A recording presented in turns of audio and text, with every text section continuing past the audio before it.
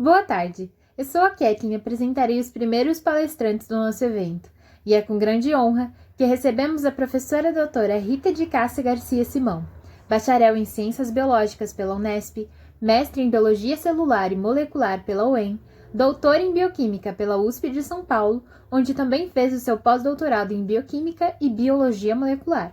Rita também possui pós-doutorado em Biotecnologia pela Universidade da Flórida e apresentará agora a palestra intitulada O papel da bioquímica e biologia molecular para a consolidação da pós-graduação em ciências farmacêuticas.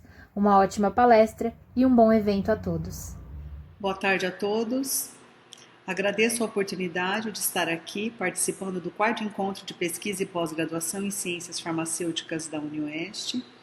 Um encontro como satélite do COSIMP e do CISDEM, organizado por professores e alunos do curso de farmácia e de pós-graduação em ciências farmacêuticas.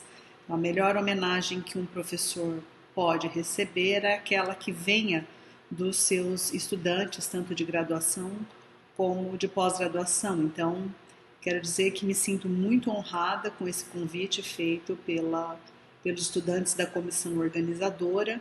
Eu só recebi uma homenagem de tal nível pela 4ª turma de farmácia, que foi a 2ª turma para a qual eu ministrei aula aqui na UniOeste, logo que eu fui contratada, e agora nesse convite.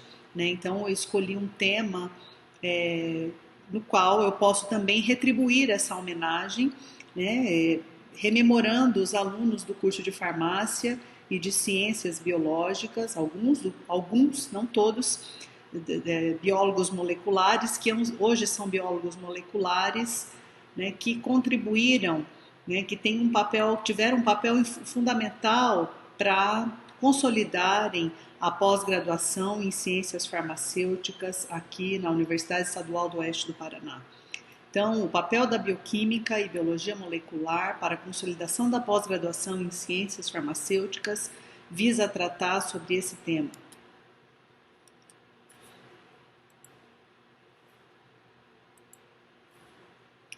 Então, como surgiu a biologia molecular no Brasil? A bioquímica é uma ciência já muito consolidada e muito rigorosa. Um estudante de iniciação científica já sabe disso.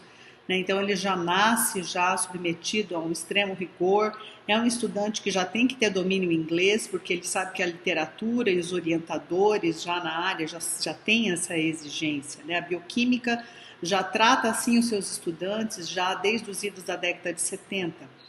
Então, a bioquímica já tem esse caráter já desde o surgimento da pós-graduação no Brasil, em 1970, tal qual existe nos moldes atuais.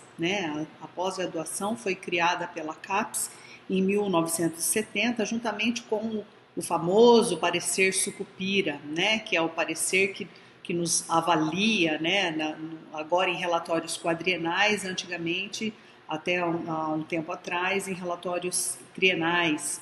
Avalia a qualidade dos programas de pós-graduação, dos estudantes e docentes, a produção científica gerada pelos programas de pós-graduação no país. Hoje, essa avaliação vai um pouco mais além e, ao meu ver, está se tornando cada vez mais democrática, num perfil de autoavaliação. É muito interessante que a CAPES está instituindo agora nos diferentes programas de pós-graduação. Esse nome, parecer Sucupira, ele foi dado ao parecer muito metódico feito pelo professor Newton Sucupira, um nordestino que deu um parecer muito meticuloso para a CAPES, em 1965, obviamente um professor da área de humanas, um professor da história e filosofia. Então, em 1970, por aí, a bioquímica só existia enquanto a Sociedade Brasileira de Bioquímica. A biologia molecular ainda não existia como uma ciência, não tinha uma sociedade organizada. Mas os pesquisadores que usavam as técnicas de biologia molecular eram bioquímicos e geneticistas. E eles perceberam que essas técnicas que eram usadas em comum, fora do país e dentro do país, poderiam ser agregadas nessa ciência que eles passariam a chamar de biologia molecular, e elas estariam muito próximas da bioquímica, porque, na verdade, tratam todo o metabolismo se tratam do metabolismo dos ácidos nucleicos, né? Então, a biologia molecular, quando ela passou a ficar vinculada à Sociedade Brasileira de Bioquímica. Então, hoje nós temos a Sociedade Brasileira de Bioquímica e Biologia Molecular. Em 1977, a SBBQ passou a ter secretaria fixa, né, no Departamento de Bioquímica da Universidade de São Paulo, como é até hoje, né, no IQ-USP, na Linneu Prestes, onde eu fiz o meu doutoramento e pós-doutoramento, quase 10 anos, eu fiquei lá na universidade, 7 anos, na verdade, na Universidade de São Paulo, e a biologia molecular foi assim criada de uma forma muito interessante e inteligente por bioquímicos. Tá? E aí essas técnicas passaram a ser incorporadas por várias áreas, de uma forma também bastante dinâmica, inteligente e produtiva no país, né? A biotecnologia, a imunologia, a genética e principalmente a farmacologia, a fisiologia. Isso assim se dá até hoje. Então, a atividade, né? Então, a principal atividade da pesquisa em bioquímica e biologia molecular, ela é feita desde muito cedo por alunos de iniciação científica. Mas a porta de entrada principal do estudante, se a gente for ver nas diferentes instituições, ela não se dá primariamente pela iniciação científica. A porta de entrada se dá pela monitoria. O primeiro contato que o docente tem com o estudante é através da monitoria, né? Então, via de regra, o aluno, a primeira experiência dele é como na atividade docente, né? Ele ajudando os colegas através do exercício da monitoria, e quando a disciplina tem aula prática, como é o caso da bioquímica e da bioquímica da informação genética, que é o caso das minhas disciplinas, né? As quais eu ministrei aqui e ministro desde 2003 na UniOeste, os estudantes acabam também sendo docentes, né, entre aspas, também de aulas práticas, porque eles auxiliam na preparação dessa aula prática e auxiliam o docente na hora de ministrar as aulas práticas. Então, eu gostaria também de homenagear aqui os meus diferentes alunos, monitores de aulas práticas, porque não são alunos, né, não são alunos muito especiais, né, não são alunos que são indiferentes à bioquímica, são alunos que já têm um interesse maior pela área e são estudantes, né, muitos já há décadas, né, que já passaram pela instituição, que se tornaram, fizeram carreira, muitos na docência, né, alguns são professores de farmacologia, foram fazer mestrado, doutorado em bioquímica, em biologia molecular, né, então aqui os homenageio, né, na lembrança aqui desse slide.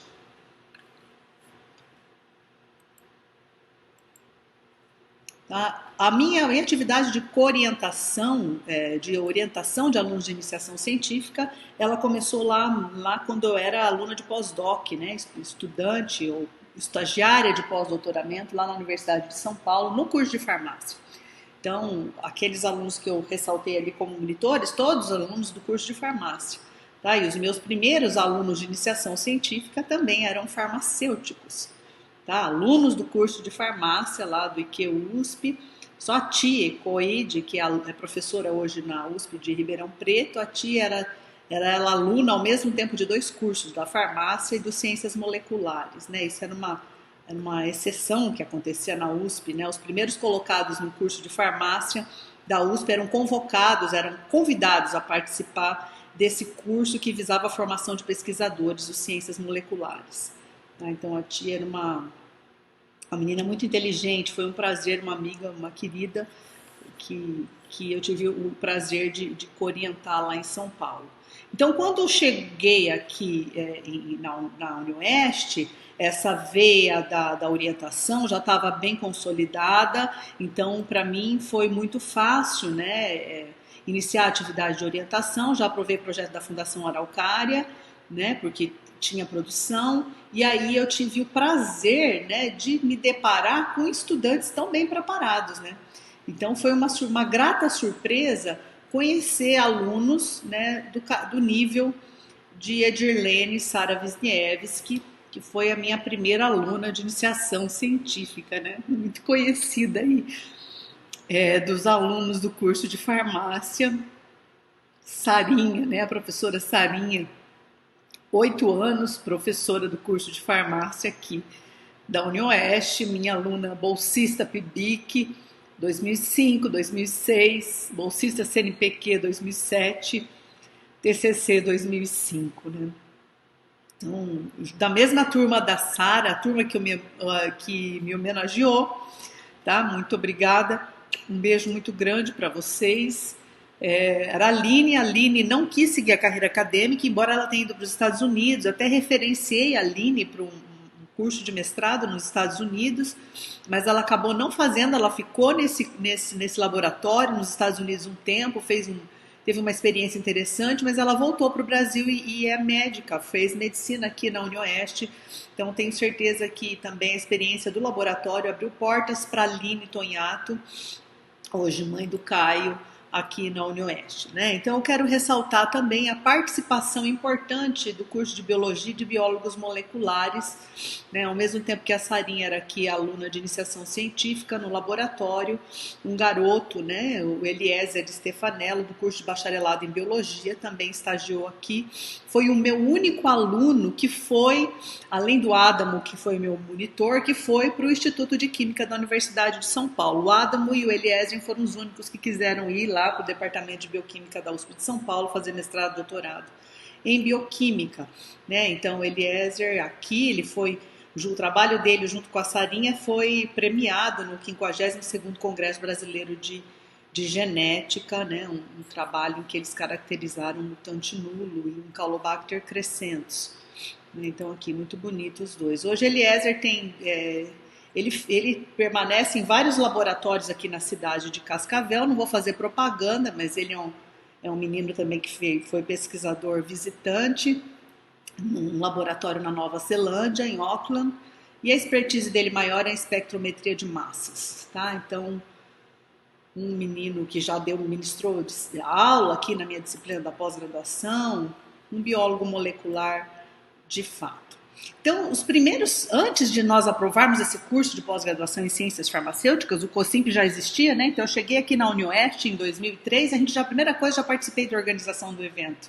No primeiro evento, eu participei da organização, tá? Dessa vez eu não participei, mas o primeiro evento eu participei sim. Então, esses alunos aqui da farmácia, Leandro, Abiarza House, Vicente Felipá, Karen Cardoso, esses dois eram da mesma turma, a Karen não, eles fizeram suas iniciações científicas com bolsa do CNPq, né? A Karen teve o trabalho dela destacado também, premiado lá na UEL, pela Pró-Reitoria de Pós-Graduação, né, com a Cinetobacter baumannii, os resultadinhos dos trabalhos deles de iniciação científica, junto com o da Sara, né, então a gente compilou e deu um dos primeiros artigos que antecederam aí a aprovação do programa de ciências e farmacêuticas aqui na UniOeste. Né? Então, logo depois, a Josiele Abraão, bióloga, fez também mestrado e doutorado em Biologia Funcional e Molecular na Unicamp. O Lucas é aluno agora do Ciências Farmacêuticas, já aprovado, né? Não quis ficar na bioquímica, mas isso também é importante ser ressaltado, né? Então eu fui uma aluna assim meio como o Lucas, tá? Na graduação, e eu acho que isso é muito importante, né? O Lucas foi um aluno excelente em bioquímica da informação genética. Ele fez estágio no meu laboratório, não quis ficar na bioquímica, mas foi para uma outra área. Então isso não tem nenhum problema, tá, pessoal? É interessante você, quando está na graduação, aluno de graduação, você experimentar diferentes áreas durante o curso de farmácia, mas não ficar na sua zona de conforto. Estagie em diferentes laboratórios para aprender ou desenvolver suas aptidões ou mesmo para conhecer qual é a sua área de interesse. Tá? Então o Lucas fez certinho, tá? Eu parabenizo o Lucas por essa iniciativa. Tá, então, antes da aprovação do programa de ciências farmacêuticas, ainda também tiveram duas alunas muito importantes, a bióloga Moara Mingori, que foi lá para a Universidade Federal do Rio Grande do Sul, fez mestrado e doutorado lá em também bioquímica e biologia molecular. Além da USP de São Paulo, esse programa lá é excelente, recomendo, é no nível 7, acho que só os dois têm excelência no país. tá? Da USP de São Paulo, da Federal do Rio Grande do Sul. Tá? E a farmacêutica Elaine Luzia dos Santos. Quero ressaltar, né, a importância dessa menina para o laboratório de bioquímica. A Elaine, ela tinha um perfil de uma aluna de doutorado, mesmo tão jovem, mesmo IC. Foi monitora de bioquímica da informação genética, foi bolsista do Parque Tecnológico Itaipu 2010-2011, bolsista do CNPq 2013, 14 e 15, fez o TCC em 2010. Por que tanta bolsa, né? A Elaine, ela foi aluna do curso de farmácia, que é um curso com uma carga horária bastante extensa, se formou em farmácia, entrou em medicina, tá? E foi até o quarto ano, o terceiro, quarto ano, ela ficou aqui no curso, ficou aqui no laboratório estagiando. Então, muitos trabalhos, né, produzidos pelo nosso grupo, a Elaine é coautora, tá? E assim como Moara, então, trabalhos com resultados importantes para o nosso grupo. Na história mais recente do laboratório, depois já da aprovação do programa de ciências farmacêuticas, nós tivemos aí a Bruna Simeone, que foi uma das alunas mais brilhantes aí também que passaram pelo curso de farmácia, aprovada nos primeiros lugares para entrar no curso e para depois, para se formar, né, as melhores alunas da turma, aprovada com destaque no curso de farmácia, em todas as disciplinas, bem como Kathleen, né? A Kathleen, ela é minha aluna atual, auxiliando aí, bolsista da CESA, auxiliando nas análises de Covid, né? Em toda a estruturação dos laboratórios, nas análises que nós temos feito com PCR em tempo real. E a Kathleen foi minha bolsista também do CNPq durante 3 anos consecutivos. E é uma menina que tem um futuro, tenho certeza, promissor pela frente, tá? Nas ciências farmacêuticas. Os ICs atuais são Caio, né, e Bárbara, né? Esses estão começando o trabalho, também são promissores. Então, antes que nós aprovássemos o programa de ciências farmacêuticas, nós tínhamos os programas Lato Sensu, esses tiveram papel fundamentais, né? Então, 2 programas dos quais eu participei, um de análises clínicas, especialização em análises clínicas, e alguns farmacêuticos e biólogos que eu orientei, né? Então aqui eles estão mencionados, tá? Eu não vou destacar um a um, mas eles estão aqui, eles estão lembrados, tá? Fernanda, Fabiano, Lilian Poiares, um trabalho bonito que nós fizemos lá em colaboração com o Dr. Álvaro, do DASA, era antes, né? O DASA, agora o Dr. Álvaro, proprietário do Biovel, tá? Então, essas especializações foram importantes também para consolidar a produção científica que nos levaram a uma pós-graduação em estrito sensu, né? Em 2013 nós aprovamos a nossa pós-graduação em estrito sensu. Então aqui o trabalhinho que eu falava para vocês, então a gente juntou resultados de vários TCCs e Cs para conseguir produzir um artigo científico no Journal Medical Microbiology. Tá? E esse artigo é bem bonitinho, né? Ele é muito citado também, que mostra que as proteínas, as chaperones, a chaperone DNAK e a chaperonina GROEL, elas são induzidas em resposta a antibiótico e choque térmico na bactéria patogênica, né, numa cepa multiresistente a antibiótico, a Acinetobacter baumannii. Né? Então a gente viu que concentrações subinibitórias de diferentes antibióticos induzem a expressão dos genes, tanto de DNAK como GROEL, em nível do mensageiro. A gente viu isso tanto por RT-PCR como também a expressão da proteína, né? Então das proteínas DNAK e GROEL. Um trabalho bem bonito feito por esses alunos aí nos seus diferentes estágios de iniciação científica no nosso laboratório de bioquímica. Isso nos levou também a publicar em 2014, já com o nosso programa já aprovado, né, um trabalho de revisão, né, em que a gente aborda isso, né, na enciclopédia de microbiologia, tá? E nesse trabalho a gente mostra, né, como, por exemplo, a captação de aminoglicosídeos de antibiótico pode levar à desnaturação, né? Os aminoglicosídeos podem levar à desnaturação proteica no interior celular de uma bactéria gram-negativa, e essa desnaturação, se você não tiver a chaperonina, por exemplo, a GROEL disponível, essa desnaturação proteica, ela leva a manutenção da proteína desnaturada na membrana interna da célula, e aí a perda de eletrólitos e a morte celular. Né? Aqui mostra um ribossomo atuando, os aminoglicosídeos interferindo com a estrutura da subunidade maior e menor do ribossomo e a interferência deles com o mensageiro, né, e o momento em que a DNA-K e a DNA-J, que são chaperones moleculares, estão fazendo o enovelamento de uma proteína nascente, né, visto que em bactérias o processo de transcrição é acoplado ao processo de tradução, né? E então aqui no lado direito nós vemos justamente a situação reversa, né?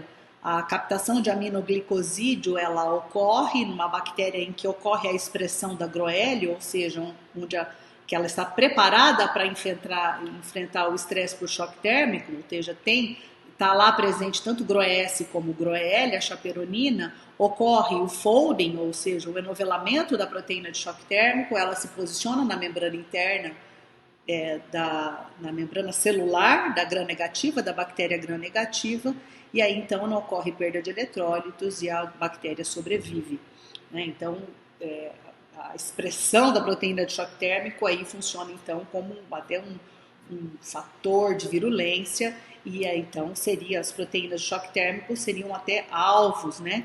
Novos alvos, seria um novo alvo para desenvolvimento de fármacos, para contribuindo assim o nosso trabalho para o estudo de novos alvos para desenvolvimento de fármacos, e a partir daí esse trabalho foi bastante citado e novos pesquisadores começaram a estudar essa temática em todo o mundo. Tá? Logo na sequência da aprovação do nosso programa em ciências farmacêuticas, a primeira farmacêutica que eu orientei foi uma ex-aluna minha aqui no curso de farmácia, que trabalhava na verdade no Álvaro, que passou a ser o DASA, a Priscila Inocente Justo, essa menina adorável, inteligente, né, que a Priscila, ela estudou uma enzima promíscua que tinha, então, de Caulobacter crescentus, né? Ela clonou o gene, superexpressou, purificou a proteína e viu o potencial biotecnológico da enzima. Tá? Isso com a ajuda de uma pós-doc muito boa que eu tinha no laboratório na época. Vou citar, então, o papel da Juliana mais à frente. Tá? Então,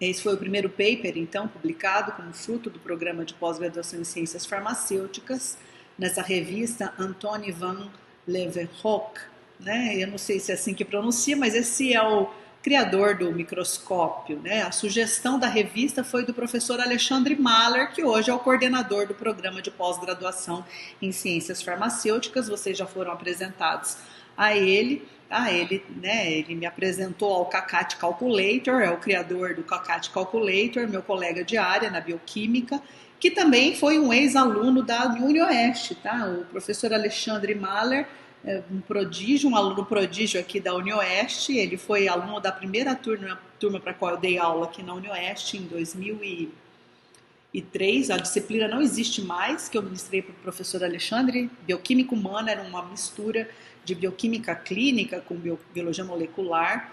Está aqui o professor Alexandre, aqui, ó, com a turma dele, com o André Damasio, que hoje é professor da Unicamp. A orientadora na iniciação científica do professor Alexandre Mahler está aqui, ó, professora Clarice, já se aposentou da bioquímica. Então, a iniciação científica, tenho certeza que abriu portas para o professor Alexandre Mahler. Ele foi para a USP, a Faculdade de Medicina da USP de Ribeirão Preto. Lá ele fez um mestrado e doutorado em bioquímica, sob a orientação da professora Maria de Lourdes, e estágio doutoramento sanduíche na Universidade do Minho. Então, realmente, a bioquímica insere, né, certamente, a bioquímica e a biologia molecular insere e abre portas dentro das ciências farmacêuticas. Então, aqui eu apresento a vocês a minha bolsista PNPD, a Juliana Moço Correia. Então, Juliana foi minha aluna de mestrado e doutorado pela engenharia agrícola, outro programa, e depois ela veio, né, agregar nosso time no ciências farmacêuticas. Juliana teve um papel muito importante nesse laboratório aqui de bioquímica molecular e da bioquímica de micro-organismos também, da UniOeste, porque ela ajudou muito na orientação dos alunos de iniciação científica de mestrado e doutorado. A Juliana é uma pessoa proativa, consegue fazer muitas coisas ao mesmo tempo, humilde, ela escuta o que a gente fala, trabalha muito, extremamente organizada, sempre desenha experimentalmente tudo no papel antes de ir para a bancada. Não lembro de Juliana perder reagente, né? Então, Juliana publicou com o meu grupo de pesquisa 13 artigos científicos e produziu, tem 17 produções técnicas. Então, Juliana tem 30 produtos com o Laboratório de Bioquímica e Biologia Molecular da UniOeste. Olha, ouso dizer que alguns docentes vinculados a algumas instituições não têm essa produção.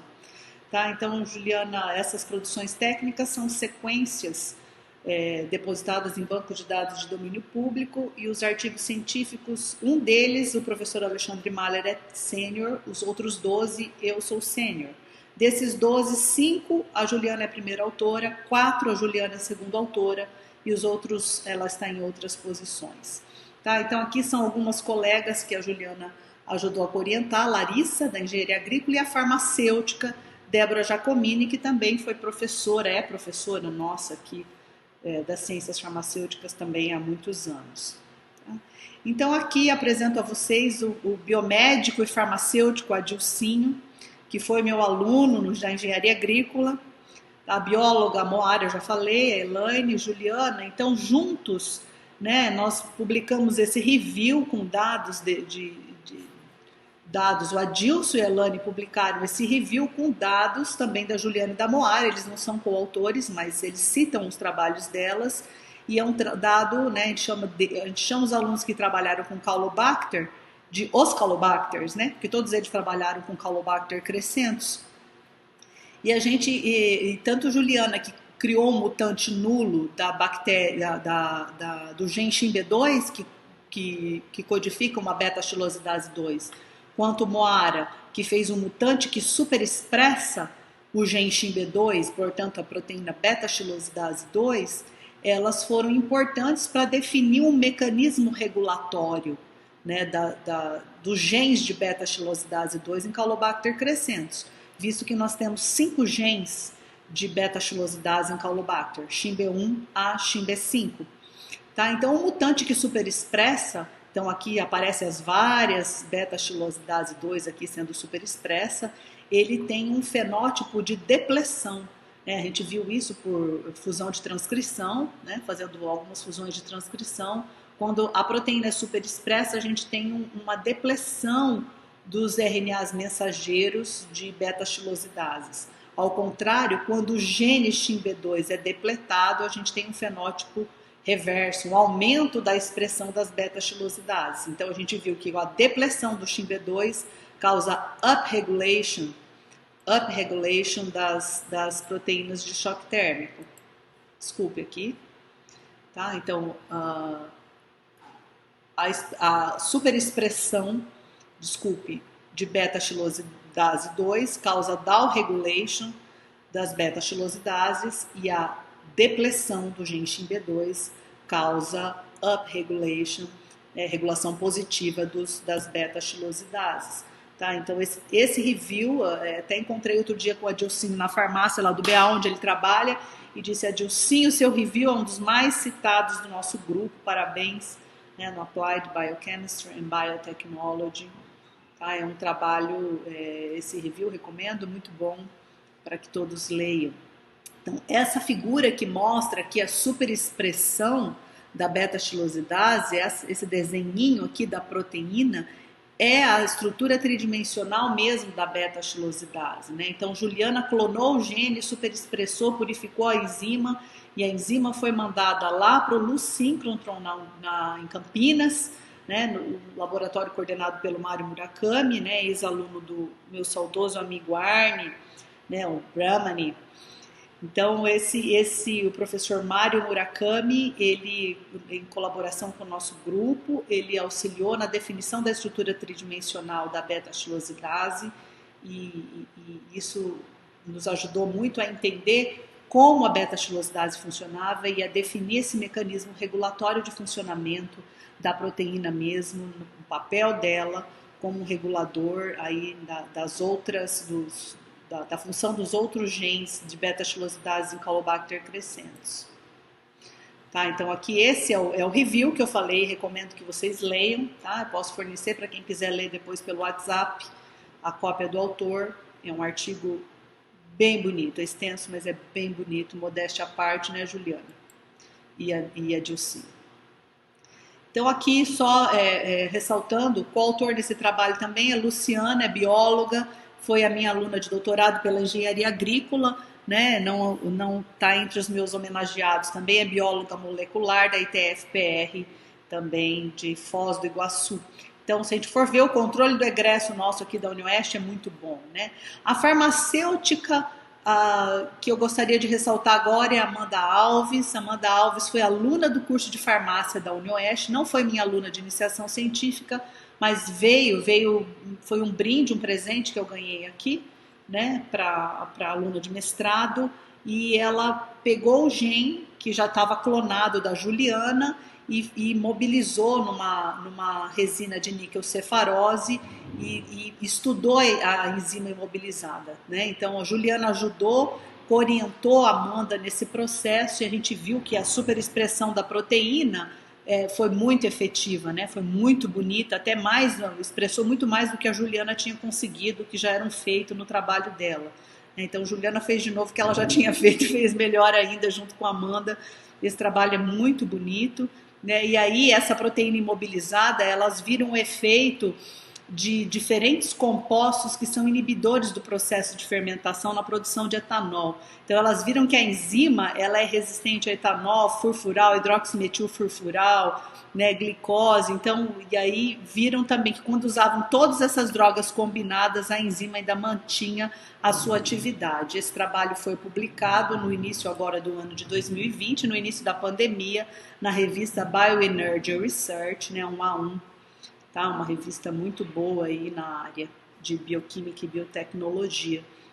Tá? Parabéns, então, Amanda e Juliana, né, pelo empenho. Tá?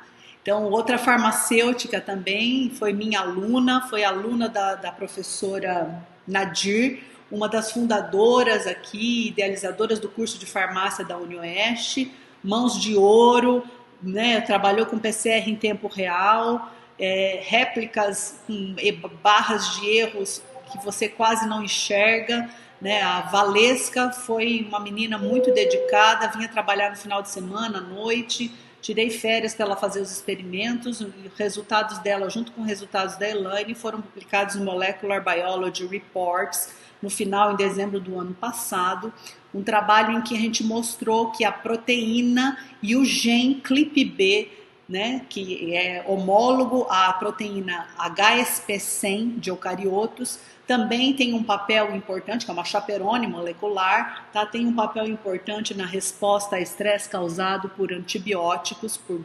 beta-lactâmicos, de Acinetobacter baumannii, né, por beta-lactâmicos. Tá? Então, ela fez esses experimentos também por PCR em tempo real. Os resultados da Elaine, já da iniciação científica, a gente já tinha, né, os resultados de Western, que a Elaine já tinha visto que a amoxicilina associada a Subactam e meropenem induziam a expressão da proteína CLIP-B. Esses dados da Elaine ainda preciso publicar, não esses, mas a Elaine clonou o gene CLIP-B, expressou, purificou a proteína e fez anticorpo. Então, esse anticorpo que a gente usou aqui nessa análise é um anticorpo, não é comercial não, é um anticorpo que a Elaine fez, né? Então, isso é Elaine, né? Isso é Elaine. Tá? Então, esse aqui é o artigo publicado em conjunto, Valesca e Elaine.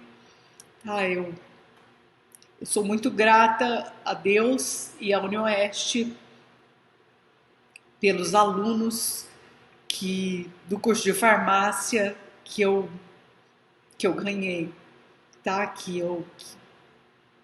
Pelos quais eu fui presenteada ao longo da minha trajetória, tá? Muito obrigada sempre. Que pena, a figura o Google aqui não mostrou, tá? Mas isso não tira o mérito do trabalho da Débora.